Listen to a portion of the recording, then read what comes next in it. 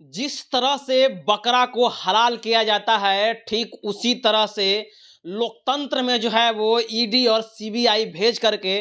विपक्षी नेताओं को हलाल करने का काम जो है वो मोदी सरकार पर आरोप लग रहा है, जैसा कि वो ये काम कर रहे हैं। आए दिन विपक्ष के घरों में जो है वो सीडी और ईबीआई भेज करके विपक्षी नेताओं को मजबूर कर रहे हैं कि वो हमारे आगे यानी बीजेपी के आगे वे घुटना टेक दे और एक छत्र जो है वो पूरे भारत में बीजेपी सरकार का राज हो सके। जैसा कि आप जानते हैं कि ताजा मामला बिहार में पहले लैंड फॉर जॉब को लेकर के जो है वो लालू प्रसाद यादव से पूछताछ किया जाता है। उसके बाद जो है वो उनके बेटे तेजस्वी यादव को बुला करके पूछताछ किया जाता है और उसके बाद जो है वो उसके बाद जो है वो झारखंड में जो है वो आदिवासी यानी दलित के जो मुख्यमंत्री हैं हेमंत सोरेन, उस पर जो है वो ईडी का छापा मार के उनको मजबूर कर दिया जाता है मुख्यमंत्री पद से हटने के लिए और वे जो है वो मुख्यमंत्री पद से जो है वो मजबूरन वो इस्तीफा देते हैं और उसके बाद जो है वो दूसरे मुख्यमंत्री का जो है वो गठन कर देते हैं और बना देते हैं। मैं आपको बताता हूं कि जो है वो किन नामों का वो चयन किए हैं मुख्यमंत्री बनाने के लिए।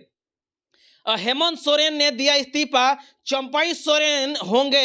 नए मुख्यमंत्री झारखंड के। उसके बाद जो है वो ये भी लिखते हैं कि ईडी ने हेमंत सोरेन को गिरफ्तार कर लिया है और सीएम आवास पर ही अस्थायी अरेस्ट होंगे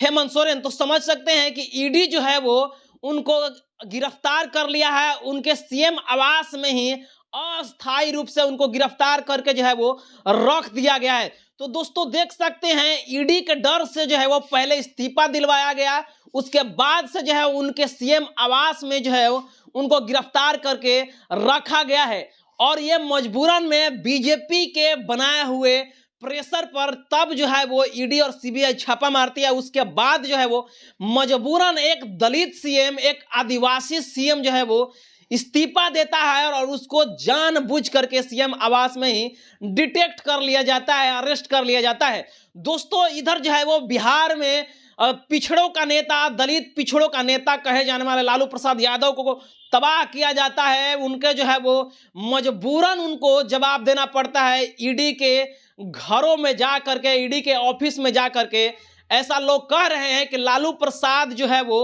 असमर्थ हैं जवाब देने में, चलने में, फिरने में। उसके बावजूद भी उनको ईडी कार्यालय में बुला करके जबरदस्ती पूछताछ किया जाता है और उसके बाद लालू प्रसाद के बेटे तेजस्वी यादव से पूछताछ किया जाता है। इधर बिहार में यह घटना हो रही है। ठीक इसके विपरीत जो है वो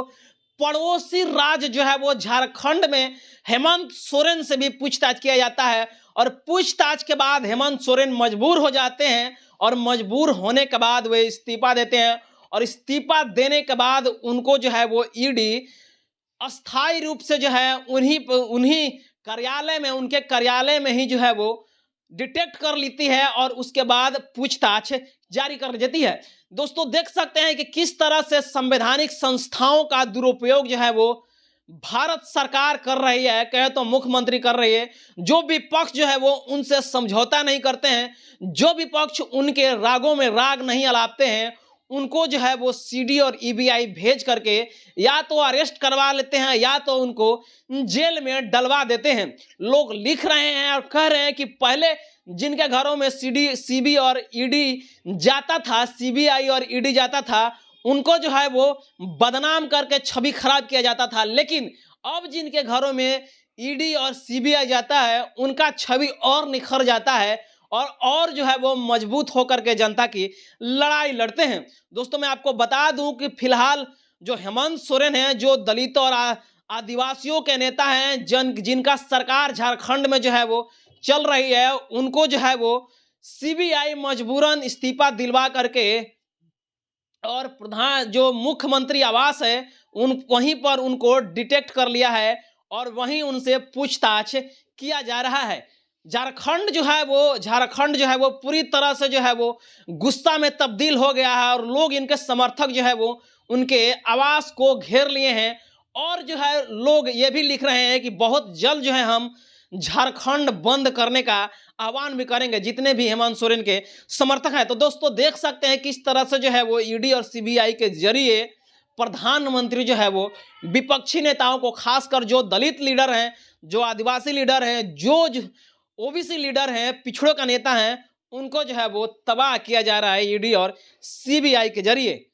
बाकी आप इस खबरों को किस प्रकार से देख रहे हैं, नीचे आप प्रतिक्रिया जरूर दीजिएगा कमेंट बॉक्स में। बाकी आपसे एक रिक्वेस्ट है कि अगर आप हमारे चैनल पर पहली बार आए हैं तो चैनल को सब्सक्राइब करें, वीडियो को लाइक करें, शेयर करें। पेज पर देख रहे हैं तो पेज को लाइक करें, फॉलो करें। मिलते हैं अगले खबरों के साथ, तब तक बहुत बहुत धन्यवाद। Thank you.